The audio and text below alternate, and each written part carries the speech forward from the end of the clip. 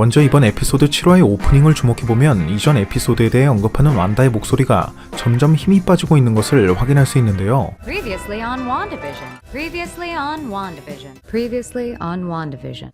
이는 이번 에피소드의 마지막 부분, 그 정체가 마녀 에거스 하크니스로 밝혀진 아그네스가 그간 자신의 계획대로 완다의 멘탈을 조금씩 흔들어 놓는 과정에서 완다가 그 힘을 에거스에게 뺏기고 있거나 아예 잃어가고 있는 중이라는 것을 유추해 볼 수 있는 부분이었죠.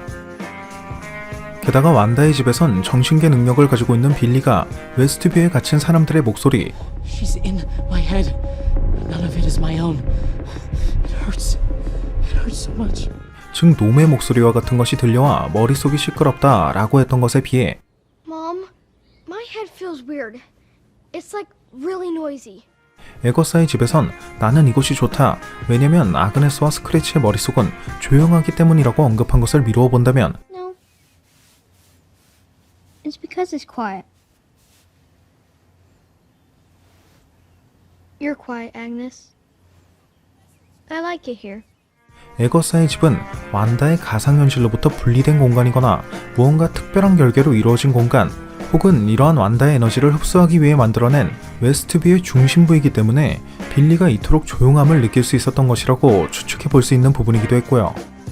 또 이와 관련해 이전 영상에선 메피스토나 그의 하수인인 에거사가 이러한 웨스트뷰라는 하나의 연극 무대를 제공한 것이고 완다에게는 이러한 연극 무대를 연출할 수 있는 권한을 준 것이 아닐까라는 추측을 하기도 했었는데, 이번 에피소드에서 에거사의 지하실로 내려가는 순간 화면의 비율이 현실을 의미하는 것으로 바뀌는 것과 지하실 내부엔 웨스트뷰와 동일한 육각형의 심볼이 새겨져 있다는 점, 그리고 여러 악마를 상징하는 조각물이 존재한다는 점 등을 미루어 본다면 실제로 이러한 웨스트뷰를 만들어낸 것이 완다가 아니라 메피스토와 같은 고위급의 악마일 가능성이 더욱 높아진 부분이었습니다. 그리고 앞선 영상에서 메피스토는 자신과 계약한 자를 조종해 그 거래가 존재했다는 것을 잊게 만들고 그 계약 내용조차 항상 처음과 같은 것은 아니라는 식의 설명을 하기도 했었는데, 완다가 유독 에거사에게 당신은 생명의 은인이다 라는 대사를 여러 차례 던졌다는 점이나 Agnes, you are a lifesaver. Agnes, you're a lifesaver. 이러한 에거사의 지하실엔 다크홀드로 추정되는 마도서가 발견되었다는 점 등을 미루어 본다면 메피스토의 하수인인 에거사가 비전을 살려주는 대가로 완다와 일종의 계약을 했고 이후 자신과 계약한 자를 조종해 그 거래가 존재했다는 것을 잊게 만들어버린 것이 아닐까 싶기도 하네요. 참고로 닥터 스트레인지가 카마르타지의 도서관에서 책을 고르는 장면을 통해 모든 책이 육각형의 보관함에 놓여있다는 점을 확인할 수 있었고, 마법사들의 기본적인 마법이라고 할 수 있는 엘드리치 매직 역시 여러 도형을 조합한 모습인 것을 확인할 수 있었는데, 웡으로부터 마스터들만 이해할 수 있는 책들에 대해 설명을 듣고 있는 장면을 자세히 보면 이러한 고위급 마도서 중 하나가 비어 있었다는 점과 에거사의 지하실엔 이러한 육각형의 도형과 함께 수상한 마도서가 존재하고 있었다는 점 등을 미루어 본다면 이는 카마르타지의 도서관에서 도둑맞은 하나의 책이 바로 이 다크홀드일 가능성도 고려해 볼 수 있을 것 같습니다.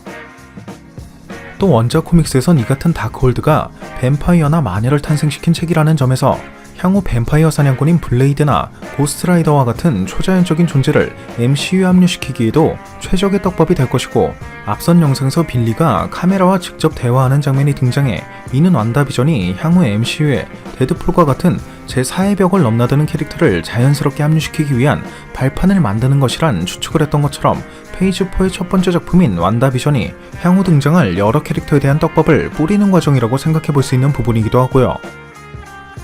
그리고 에거사와 관련된 떡밥은 이뿐만이 아니었는데, 원작 코믹스에 등장하는 스파키는 죽은 후에 에거사가 기르던 식물인 운다고어 에버블룸을 먹었다는 것이 발견되었다는 점과 이러한 운다고어 에버블룸은 섭취한 자로 하여금 미래에 대한 비전, 즉 미래를 내다볼 수 있는 능력을 부여하는 특이한 능력을 가지고 있는 식물이었다는 점으로 이는 이전 에피소드에서 에거사의 집 앞마당에 있는 진달래 잎을 먹고 죽었다던 스파키가 실은 운다고어 에버블룸을 먹고 죽은 것으로 예상해 볼 수 있는 부분이기 때문이죠. What happened to him? Found him in my azalea bushes. Don't know how many leaves he ate. 또 이러한 운다고어 에버블룸으로 추정되는 보라색 식물은 에거사의 집 내부와 외부에서 모두 찾아볼 수 있었는데, 에피소드 5화에서 에거사가 운다고어 에버블룸과 같은 보라색의 식물인 라벤더라고 언급한 무언가를 뿌린 직후 두 쌍둥이가 한순간에 성장한 모습으로 등장했다는 점, 그리고 에거사가 내 남편 랄프는 매일 밤 나에게 이것을 뿌린다 라고 언급하자 비전은 이를 매우 수상하게 여기는 장면이 등장했다는 점을 미루어 본다면 Ralph sprays it on me every night, but there's no taming this tiger. What? So strange. 이 같은 라벤더 스프레이가 실은 운다고 에버블룸으로 만들어진 것이고 때문에 쌍둥이가 완다의 통제에서 벗어나 급격한 성장을 이루게 된 것이 아닐까 싶은 바이며 동시에 에거사의 파워가 보라색인 이유도 앞서 랄프가 매일 밤 이것을 뿌린다고 언급했던 것으로 미루어 보아 이는 메피스토의 힘이 담긴 운다고 에버블룸으로부터 그 힘을 얻기 때문이 아닐까 싶기도 하네요. 게다가 에거사가 키우고 있는 토끼의 이름이 세뇨르 스크래치란 점과 Senor Scratchy just loves the stage. 원작 코믹스에 등장하는 에거사는 니콜라스 스크래치란 이름의 아들을 두었다는 점을 미루어 본다면 이 같은 토끼의 정체 역시 단순한 토끼는 아닐 것으로 예상해 볼 수 있을 것 같은데 영어권에선 미스터 스크래치가 악마를 의미하기도 한다는 점이나 집배원의 모자에도 토끼가 그려져 있다는 점을 미루어 본다면 이는 에거사가 모시고 있는 메피스토의 힘이 깃들어 있어 그 모습을 자유롭게 변신할 수 있는 퍼밀리어가 바로 이 스크래치일 가능성도 예상해 볼 수 있을 것 같습니다. 또 이후 모니카가 에거사의 집을 수색하는 장면을 자세히 보면 에거사의 집 내부에서 무언가가 빠르게 움직이고 이후 퀵실버가 등장하는 것을 확인할 수도 있었는데 개인적으론 앞서 에거사의 집 내부에 남겨져 있던 스크래치가 변신한 모습 중 하나가 바로 이 퀵실버가 아닐까 싶기도 하네요. 그리고 이번 에피소드에선 모니카를 도와줄 항공우주 분야의 전문가로 추정되는 인물인 군노 소룡이 등장하기도 했는데 얼마 전 태어나 페리스가 이러한 항공우주 분야 전문가의 정체를 기대해도 좋을 것이라는 듯이 얘기했다는 점과 앞선 영상에서 언급했듯이 모니카는 어린 시절부터 스크럴과 교류가 있었다는 점을 고려해본다면 이 같은 군노 소룡의 정체가 모니카와 어린 시절부터 그 친분을 맺었던 탈로스의 어린 딸이 될 가능성이 높을 것으로도 예상해볼 수 있을 것 같습니다. 또 지미우가 달시로부터 받은 이메일의 내용을 통해 타일러는 비전을 해체하려고 했던 것이 아니라 비전에게 새로운 AI를 주입하여 지각이 있는 무기, 즉 센티언트 웨폰으로 재사용하려 했던 것이고 그렇기 때문에 완다가 훔쳐간 비전을 되찾기 위해 그의 비브라늄 신호를 계속해서 추적했다는 것이 밝혀지게 되었는데 이 같은 내용을 미루어 본다면 앞서 타일러가 비전을 구해주지 않고 그 상황을 지켜보기만 했던 것은 앞서 자신이 실패했던 비전의 AI를 재가동시키는 것에 필요한 무언가를 확인하기 위함이었음을 유추해 볼 수 있는 부분이었습니다. 참고로 이번 에피소드에는 완다의 가상현실에 흡수당할 당시 수갑을 차고 있던 달시가 웨스트뷰 내에서도 탈출 묘기를 선보이는 단원으로 변해 있는 모습, 그리고 자신을 버리고 도망친 에이전트 몬티에게 복수하는 모습 등 재미있는 디테일도 찾아볼 수 있었고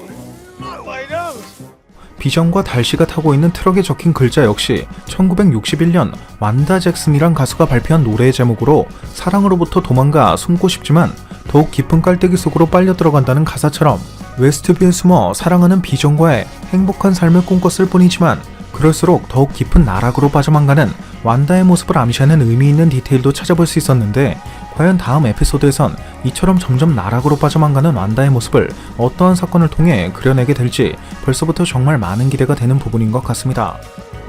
오늘 준비한 영상은 여기까지였습니다. 오늘 준비한 영상도 재밌게 보셨다면 구독과 좋아요 그리고 알람 설정 한 번씩 눌러주시면 대단히 감사하겠습니다. 그럼 지금까지 올루원이었습니다.